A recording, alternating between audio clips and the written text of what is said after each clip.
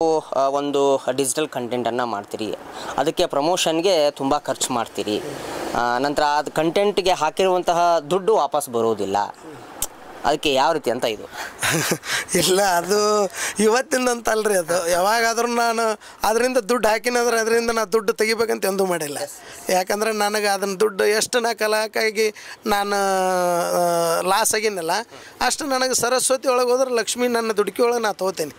ನಾ ಇಲ್ಲಿ ದುಡಿತೀನಲ್ಲ, ತಂದೆ ಪುಟ್ಟರಾಜಪ್ಪ ತನ್ನ ಸೇವೆ ಅಲ್ಲಿ ಮಾಡಿಸ್ಕೊತಾನ, ಅದ್ರೊಳಗೆ ಅವ್ನು ಸೇವೆ ಮಾಡ್ತೀನಿ, ನನಗೆ ಇಲ್ಲಿ ದುಡುಕಿ ಒಳಗೆ ನನಗೆ ಲಾಭ. ಪ್ರವೃತ್ತಿ ರೀತಿಯಲ್ಲಿ ಕೆಲಸ ಮಾಡಿ. ಹೌದು ಹೌದು ಹೌದು, ನಾನು ಅವ್ರದ್ದು ಅಪ್ಪವ್ರದ್ದು ಸೇವೆ ಮಾಡಬೇಕು, ಸರಸ್ವತಿ ಸೇವೆ ಮಾಡ್ಬೇಕಂತನೇ ಮಾಡ್ತೀನಿ. ನಾನು ದುಡುಕಿಗಾಗಿ ಇಲ್ಲೇನು ದುಡಿತೀನಲ್ಲ, ಇದು ನನಗೆ ದುಡುಕಿಗಾಗಿ ಇದು ಸಿಗತ್ತೆ. ವೀಕ್ಷಕ ಪ್ರಭುಗಳಿಗೆ ನಮಸ್ಕಾರ. ನಾವಿವತ್ತು ಎಚ್.ಎನ್. ಶೇಬಣ್ಣವರ ಕವಿಗಳ ಜೊತೆ ಇದ್ದೇವೆ. ಮಂಗ್ಯಾನ ಮಗಳು ಮಂಗ್ಯಾನಂಗ ಒಗದಿದಿ ಬಲಿ ಬಡಿಸಿದಿ ಜೋಲಿ. ಈ ಶೇಬಣ್ಣವ್ರ ಕವಿಗಳೇನಿದ್ದಾರೆ ಸಾಹಿತ್ಯ ರಚನೆಯಲ್ಲಿ ತಮ್ಮದೇ ಆಗಿರ್ತಕ್ಕಂತಹ ಒಂದು ಸೇವೆಯನ್ನು ಗೈದಿರುವಂಥವ್ರು. ಹಾಗೆ ಅನೇಕ ಕ್ಯಾಸೆಟ್ಗಳೇನಿಂತ ಇದ್ವು ಅವಾಗ ಅವುಗಳನ್ನೆಲ್ಲ ಹೊರತಂದಿದ್ರು. ದೇವರುಗಳೇನಿರ್ತವೆ ಅಥವಾ ಈ ನಾಟಕಗಳೇನಿರ್ತವೆ ಅವುಗಳನ್ನು ನೈಜ ರೀತಿಯಲ್ಲಿ ಕೊಡುವಂತಹ ಪ್ರಯತ್ನಕ್ಕೆ ಈಗ ಮುಂದಾಗಿದ್ದಾರೆ. ಅಂದರೆ ತಮ್ಮ ಯೂಟ್ಯೂಬ್ ಮೂಲಕ ಎಚ್.ಎನ್. ಶೇಬಣ್ಣವರ ಕವಿಗಳು ಏನಂತ ಇದೆ ಯೂಟ್ಯೂಬ್ ಚಾನಲ್ಲು, ಅದರ ಮೂಲಕ ಡಿಜಿಟಲ್ ಕಂಟೆಂಟನ್ನು ನಮಗೆಲ್ಲ ಒದಗಿಸ್ತಾ ಇದ್ದಾರೆ.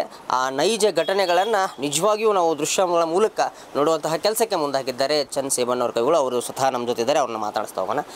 ಸರ್, ಈಗ ಬೇರೆ ಬೇರೆ ಸ್ಟೋರಿಗಳನ್ನು, ಗೋಡೆ ಹಿಂದೆ ಇರತಕ್ಕಂತಹ ಸ್ಟೋರಿಗಳನ್ನು ತಾವು ತಮ್ಮ ಡಿಜಿಟಲ್ ಕಂಟೆಂಟ್ ಮುಖಾಂತರ ಈಗ ಎಚ್.ಎನ್. ಶೇಬಣ್ಣವರ್ ಅಂತೇಳಿ ಒಂದು ಚಾನಲನ್ನು ಮಾಡ್ಕೊಂಡಿದ್ದೀರಿ, ಯೂಟ್ಯೂಬ್ ಚಾನಲ್. ಅದರ ಮುಖೇನ ತಾವು ಬೇರೆ ಬೇರೆ ಕಂಟೆಂಟ್ಗಳನ್ನ ಕೊಡ್ತಾ ಇದ್ದೀರಿ.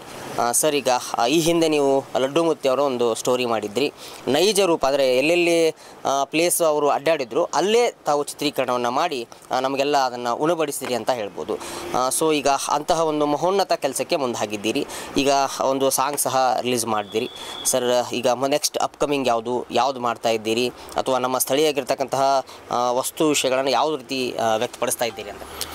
ಮೊದಲನೇದಾಗಿ ತಮಗೆ KTTV ತಮ್ಮೆಲ್ಲರಿಗೂ ಹೃದಯಪೂರ್ವಕವಾಗಿ ಸ್ವಾಗತವನ್ನು ಕೋರ್ತಾ, ಹಾಗೂ ನಾಡಿನ ಸಮಸ್ತ ಎಲ್ಲ ಕನ್ನಡ ಕಲಾಭಿಮಾನಿಗಳಿಗೆ, ನಮ್ಮನ್ನು ಬೆಳೆಸುತ್ತಿರುವ ಎಲ್ಲ ನನ್ನ ಸಹೋದರರಿಗೆ ಅನಂತ ಕೋಟಿ ಪ್ರಣಾಮಗಳನ್ನು ಸಲ್ಲಿಸ್ತಾ, ಎಲ್ಲ ನಾಟಕ ಬುಕ್ ಅವನ್ನೆಲ್ಲ ಬರೆದವರು, ಆಮೇಲೆ ಕ್ಯಾಸೆಟ್ ಲೋಕದೊಳಗೆ ಕ್ಯಾಸೆಟ್ ಬೆಂಗಳೂರಲ್ಲಿ ಕ್ಯಾಸೆಟ್ ಮಾಡ್ತಾ ಬಂದವರು. ಈಗ ಇದು ಡಿಜಿಟಲ್ ಮೀಡಿಯಾ ಬಂದ ತಕ್ಷಣ ನಾವು ಒಂದು ನಮ್ಮೆಲ್ಲ ಇಡೀ ಟೀಮ್ನವ್ರು ಕೂಡ್ಕೊಂಡೇನಂದರು, ಇಲ್ಲ ಇದನ್ನು ನಾವು ಅಪ್ಲೈನಾಗ ಇರೋದಕ್ಕಿಂತ ಯೂಟ್ಯೂಬ್ ಒಳಗೆ ನಾವು ಡಿಜಿಟಲ್ ಮಾಧ್ಯಮದೊಳಗೆ ಬಂದು ಚಿತ್ರೀಕರಣ ಮಾಡಿ ನೈಜ ಘಟನೆಗಳನ್ನು ತೋರಿಸಿದ್ರೆ ಭಾಳ ಚಲೋ ಆಗುತ್ತಲ್ಲ ಅಂತಂದಾಗ ನಾವು ಈಗ ಒಂದು ವರ್ಷ ಆಯಿತು ಹೆಚ್ಚು ಕಮ್ಮಿ ನಮ್ಮದು ಎಚ್.ಎನ್. ಶೇಬಣ್ಣವ್ರ ಕವಿಗಳಂತ ಯೂಟ್ಯೂಬ್ ಮಾಡಿದ್ವಿ.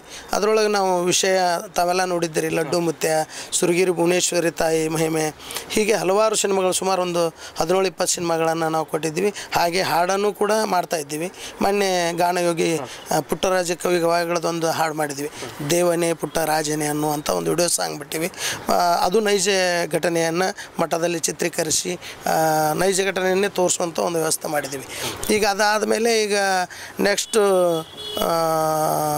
ನಂಬಿಕೆ ಇಟ್ಟು ಇಂಬು ಕೊಟ್ಟಾರ ಕುಂಬಿ ಕೆಡಿತಾರ ಅನ್ನುವಂಥ ಒಂದು ವಿಡಿಯೋ ಸಾಂಗ್ ಬರುತ್ತೆ. ಅದಕ್ಕಿಂತ ಬಿಫೋರ್ ಗಂಗ್ಯಾನ ಮಗಳು ಮಂಗ್ಯಾನಂಗ ಅನ್ನುವಂಥ ಒಂದು ಕಂಟೆಂಟ್ ಇಟ್ಕೊಂಡು ಒಂದು ಸಾಂಗ್ ಮಾಡಿದ್ವಿ. ಯೂಟ್ಯೂಬ್ ಚಾನಲನ್ನು ಮುನ್ನಡೆಸ್ತಾ ಇದ್ದೀವಿ. ಸರ್, ಇನ್ನು ತಮ್ಮ ಬೇರೆ ಬೇರೆ ಉದ್ಯೋಗಗಳ ಮೂಲಕ ಅಂದರೆ ತಾವು ಅನೇಕ ಥರದ ಬಿಸ್ನೆಸ್ಗಳನ್ನ ಮಾಡ್ತಾ ಇದ್ದೀರಿ, ಅದರ ಮೂಲಕ ಈ ಥರ ಕೆಲಸಗಳನ್ನು ಮಾಡ್ತೀರಿ, ಅಂದರೆ ಹವ್ಯಾಸವಾಗಿ ಈ ಕೆಲಸಗಳನ್ನ ಮಾಡ್ತೀರಿ. ಸರ್, ಈಗ ಮುಖ್ಯವಾಗಿ ಇಂಥದಕ್ಕೊಂದು ಪ್ರೇರಣೆ ಅಂತ ಇರುತ್ತೆ. ಸೊ ಯಾವ ರೀತಿ ಅಂತ? ಇಲ್ಲ, ನಾನು ಕಂಡುಕೊಂಡಂಗೆ ಸರಸ್ವತಿ ಇದ್ದಲ್ಲೇ ಲಕ್ಷ್ಮೀ ಇರಂಗಿಲ್ಲ, ಲಕ್ಷ್ಮೀ ಇದ್ದಲ್ಲೇ ಸರಸ್ವತಿ ಇರಂಗಿಲ್ಲ ಅಂತ ಹಿರಿಯರು ಹೇಳ್ಕೊತ ಬಂದಿದ್ದು. ನಾನು ಈ ಕಲಾ ಸೇವೆ ಮಾಡ್ಬೇಕಾದ್ರೆ ನಾನು ಅಂದ್ಕೊಂಡಿದ್ದಿಷ್ಟ, ಮೊದಲು ಹೊಟ್ಟಿಗೆ ಏನಾದರೂ ಬೇಕಂತಂದಾಗ ನಾವು ಇಂಥದ್ದು ಏನಾದರೂ ಮಾಡಬೇಕು ದುಡ್ಕಿಗೆ ಅಂತೇಳಿ, ಈ ಬಿಸ್ನೆಸ್ ಆಗಲಿ, ಹೊಲ ಮನೆ ಒಳಗೆ ದುಡಿದಾಗಲಿ, ಹೀಗೆ ಅದನ್ನು ನಾವು ಅದರೊಳಗೆ ಸದೃಢ ಆಗಿದ್ದುಕೊಂಡು ಈ ಸರಸ್ವತಿ ಸೇವೆಯನ್ನು ನಾವು ಸಾಮಾಜಿಕವಾಗಿ ಇಟ್ಕೊಂಡು ಮಾಡಬೇಕು. ನಾವು ದುಡುಕಿಗಾಗಿ ಈ ಮೂಲ ದುಡುಕಿಯನ್ನು ನಂಬಿರಬೇಕು, ಅದನ್ನು ಸಾಮಾಜಿಕವಾಗಿ ಸರಸ್ವತಿ ಸೇವೆಯನ್ನು ಮಾಡಿದ್ರೆ ಭಾಳ ಸೂಕ್ತ ಅಂತ ನನಗೆ ಅನುಭವ ಪ್ರಕಾರ ನಾನು ಹೇಳೋ ಮಾತಿದೆ. ನಾನು ಕಲಾವಿದ್ರಿಗೆ ಒಂದು ಕಿವಿ ಮಾತು ಹೇಳೋದು ಇಷ್ಟ, ನೀವು ಫಸ್ಟ್ ನಿಮ್ಮ ದುಡುಕಿ ಮಾಡಿರಿ, ಆಮೇಲೆ ಈ ಕಲೆ ಸೇವೆಯನ್ನು ಮಾಡ್ರಿ. ಅದ್ರ ಜೊತೆಗೆ ಇದಿರ್ಬೇಕು. ಕಲೆಯನ್ನು ವ್ಯಕ್ತಪಡಿಸುವಂತಹ ವ್ಯಕ್ತಿ ಏನಿರ್ತಾನೆ ಮೊದಲು ಆರ್ಥಿಕವಾಗಿ ಸದೃಢವಾಗಿರಬೇಕು, ತದನಂತರ ಬೇರೊಂದು ಅಥವಾ ಈ ಕಲೆಯನ್ನು ಹೊರತುಪಡಿಸುವಂತಹ ಕೆಲಸವನ್ನು ಮಾಡಬೇಕು ಸರ್. ಅದಕ್ಕೆ ಏನು ಹೇಳ್ತೀನಿ? ಇಲ್ಲ, ಅದನ್ನು ನಾನು ಯಾಕೆ ಒಂದೊಂದು ವಿಷಯ ಬೇರೆ ಬರ್ತಾವೆ ಸಾಮಾಜಿಕವಾಗಿ.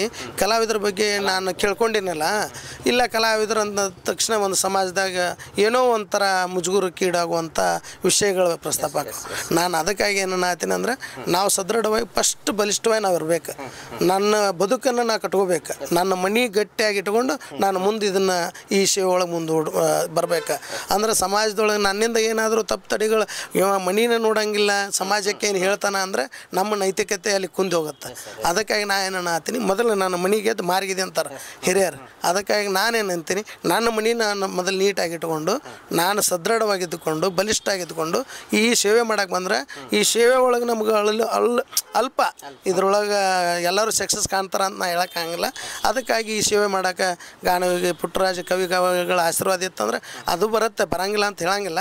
ಆದರೆ ನಾ ಸದೃಢವಾಗಿರೋಕೆ ಇದನ್ನು ಒಂದು ಮೂಲ ದುಡುಕಿನೂ ಇರಬೇಕು ಅಂತ ನಾ ಹೇಳೋಕೆ ಇಷ್ಟಪಡ್ತೀನಿ. ಈಗ ಸರ್, ನಾವು ಎಷ್ಟೋ ಕಲಾವಿದರ ನೋಡ್ತೀವಿ. ಈಗ ನಾವು ಎಷ್ಟು ಈಗ ಯಾವ್ಯಾವ ಫಂಕ್ಷನ್ಗಳನ್ನ ಮಾಡ್ತಾರೆ, ಅವಾಗ ಬಡ ಕಲಾವಿದ ಅವನಿಗೆ ಸಹಾಯ, ಬಡ ಕಲಾವಿದೆಗೆ ಸಹಾಯ ಅನ್ನುವಂತಹ ಮಾತುಗಳು ಕೇಳಿ ಬರ್ತವೆ. ಈಗ ನೀವು ಆಗಲೇ ಹೇಳೋದು ನೋಡಿದ್ರೆ, ಮೊದಲು ನಾವು ಒಂದು ಉದ್ಯೋಗದಲ್ಲಿ ಇರಬೇಕು, ಆನಂತರ ಇದರ ಪ್ರವೃತ್ತಿಯಾಗಿ ಕೆಲಸವನ್ನು ಮಾಡಬೇಕು ಅನ್ನುವಂಥ ಮಾತುಗಳು. ಇಲ್ಲ ಅಂದ್ರೆ ಈಗ ಇನ್ನೊಬ್ಬರದ್ದು ಆರ್ಥಿಕವಾಗಿ ಅವ್ರದ್ದು ಏನೋ ಸಹಾಯಕ್ಕಾಗಿ ಏನೋ ನಾವು ಕಾರ್ಯಕ್ರಮದ ಮುಖಾಂತರ ಏನೋ ದುಡ್ಡು ಮಾಡಬೇಕು ಈ ಥರ ಅಂದಾಗ ಅದು ಹೆಂಗಾಗಿಬಿಟ್ಟಿರ್ತಾರೆ ಅಂದ್ರೆ, ಆ ಕಲೆ ಬಿಟ್ಟರೆ ನಮಗೆ ಬೇರೆ ಮುಂದಿಂದ ಏನೂ ಗೊತ್ತಿಲ್ಲ ಅನ್ನೋ ಮಟ್ಟಿಗೆ ಆ ಆಳಕ್ಕೆ ಹೋಗಿಬಿಟ್ಟಿರ್ತಾರೆ ಅವ್ರು. ಅಂದಾಗ ಅವ್ರಿಗೆ ಬೇರೆದು ಏನೂ ತಲೆ ಬರೋಂಗಿಲ್ಲ. ನಾವು ಕಲೆದಿಂದನೇ ಏನಾರು ಮಾಡ್ಕೋಬೇಕಂದಾಗ ನಾವು ಮತ್ತೊಬ್ಬರ ಹೋಗಿ ನಾವು ಹೆಲ್ಪ್ ಕೇಳಬೇಕು ಹೊರತು ನಮಗೆ ಬೇರೆದು ಮಾರ್ಗಗಳು ಸಿಗಂಗಿಲ್ಲ.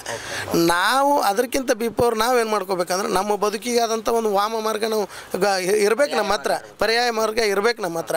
ಆಮೇಲೆ ಇದನ್ನೇನು ನೀವು ಮಾಡ್ತಿರಲ್ಲ, ಇದನ್ನು ನೀವು ಆಬಿಯಾಗಿ ಮಾಡಿಕೊಂಡು ಸಾಮಾಜಿಕವಾಗಿ ನಿಮ್ಮ ಒಂದು ಪ್ರತಿಷ್ಠೆಗರಾಗಿರ್ಬೋದು, ಸಮಾಜದ ಒಂದು ಚಿಂತನೆ ಇಟ್ಕೊಂಡು ಸಮಾಜಕ್ಕೆ ಒಂದು ಸಂದೇಶ ಕೊಡೋದವರಾಗಿರ್ಬೋದು. ಅಂದಾಗ ನೀವು ಸಾಮಾಜಿಕವಾಗಿ ಸಮಾಜದೊಳಗೆ ಒಂದು ಬಲಿಷ್ಠ ಕಲಾವಿದ, ಕಲಾವಿದ ಸಮರ್ಥ ಕಲಾವಿದ, ಯಾವುದಕ್ಕೂ ಕುಂದು ಕೊರತೆ ಇವನಲ್ಲಿ ಇಲ್ಲ ಅನ್ನುವಂಥದ್ದು ಜನರಿಗೆ ಒಂದು ವ್ಯಕ್ತಪಡಿಸೋಕೆ ನಮ್ಮಲ್ಲಿ ಸಾಮರ್ಥ್ಯ ಹುಟ್ಟುತ್ತಂತ ಅನ್ಕೋತೀನಿ. Okay sir. ಇನ್ನು ತಮ್ಮ ಒಂದು ಯೂಟ್ಯೂಬ್ ಚಾನಲ್ ಮೂಲಕ ಬೇರೆ ಬೇರೆ ಕಲಾವಿದರನ್ನು ಪೋಷಿಸುವಂತಹ ಕಾರ್ಯಕ್ಕೂ ತಾವು ಮುಂದಾಗಿದ್ದೀರಿ. ಹಲವಾರು ಕಲಾವಿದರನ್ನು ತಮ್ಮ ಜೊತೆ ಕರೆದುಕೊಂಡು ಹೋಗ್ತಾ ಇದ್ದೀರಿ ಸರ್. ಈಗ ತಮ್ಮ ಕಲಾವಿದರನ್ನು ನೆನೆಸೋದಾದರೆ ಸರ್, ಕೆಲವು ಜನಕ್ಕೆ ಸರ್ ಹೇಳ್ಬೋದಾ? ಇಲ್ಲ, ಕಲಾವಿದರನ್ನ ನೆನೆಸೋದಾದ್ರೆ ಅನ್ನಕ್ಕೆ ಈ ಸದ್ಯ ಯೂಟ್ಯೂಬ್ ಒಳಗೆ ತಾವೆಲ್ಲ ನೋಡ್ತಾ ಇದ್ದೀರಿ. ನನ್ನ ಸಣ್ಣ ಮಕ್ಕಳನ್ನ ಹಿಡ್ಕೊಂಡು ದೊಡ್ಡವರವರೆಗೂ ನಾವು ಎಲ್ಲ ಕಲಾವಿದರಿಗೆ ಅವ್ರಿಗೆ ತಕ್ಕಂಥ ಪಾತ್ರವನ್ನು ಬರೋದು, ಅವರಿಗೆ ನಿರ್ದೇಶನ ಮಾಡಿ ನಿರ್ಮಾಣ ಮಾಡಿ ನಾನು ಅದರಿಂದ ದುಡ್ಡು ತೊಗೊಳಕತ್ತೀನೋ ಬಿಟ್ಟಿನೋ ಅದು ನೆಕ್ಸ್ಟ್. ನನಗೆ ಸಮಾಜಕ್ಕೆ ಒಂದು ಚಿಂತನೆ ಇಟ್ಕೊಂಡು ಮಾಡಬೇಕಾಗೈತಿ, ಮಾಡಕತ್ತೀವಿ ಅಷ್ಟೇ. ಇದಿಷ್ಟು ಎಚ್ ಎನ್ ಶೇಬಣ್ಣವರ ಕವಿಗಳ ಮಾತುಗಳಾಗಿತ್ತು. ಅಂತಂದರೆ ಇಲ್ಲಿ ಒಬ್ಬ ಕಲಾವಿದ ಅಂತಂದರೆ ಕೇವಲ ತನ್ನ ಒಂದು ಬದುಕಿನಲ್ಲಿ ಆರ್ಥಿಕವಾಗಿ ಬೆಳೀಬೇಕು ಅಂತಂದರೆ ಆತ ಆರ್ಥಿಕವಾಗಿ ಸದೃಢ ಇದ್ದರೆ ತಾನೇ ಕುಟುಂಬವನ್ನು ತನ್ನೊಡನೆ ಕರೆದುಕೊಂಡು ಹೋಗಲಿಕ್ಕೆ ಸಾಧ್ಯ ಆಗುತ್ತೆ. ಅದರಿಂದ ಕಲಾವಿದರ ಹೇಗಿರಬೇಕು ಕಲಾವಿದರ ಬದುಕು ಅಂತಂದರೆ, ಮೊದಲು ಆರ್ಥಿಕವಾಗಿ ಸದೃಢ ಆಗಿರಬೇಕು, ಅದರ ನಂತರ ತಮ್ಮ ಕಲಾವಿದ ಅಥವಾ ಕಲಾ ಕ್ಷೇತ್ರಕ್ಕೆ ಒಂದು ನ್ಯಾಯವನ್ನು ಒದಗಿಸಿಕೊಡುವಂತಹ ಕಾರ್ಯವನ್ನು ಮಾಡಬೇಕು ಅಂತಕ್ಕಂಥದ್ದು. ಮತ್ತೊಬ್ಬ ಕಲಾವಿದರ ಜೊತೆ ಮತ್ತೆ ಭೇಟಿಯಾಗೋಣ. ಅಲ್ಲಿವರೆಗೂ ನಮಸ್ಕಾರ. ಒಂದೇ ಮಾತರಂ.